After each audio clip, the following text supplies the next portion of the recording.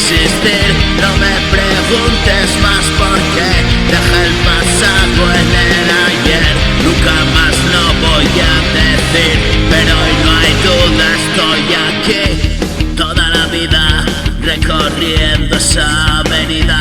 Recuerdo que me decías, déjate de tonterías.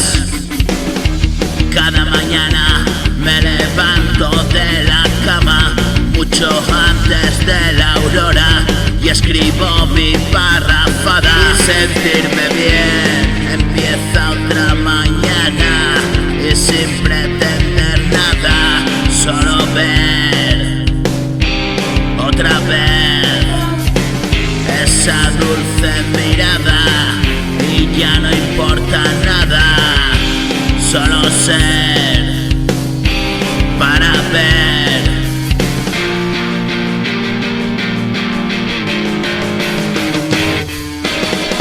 Que estando junto a ti me siento revivir. Contigo vine a hacer un cachito de mí.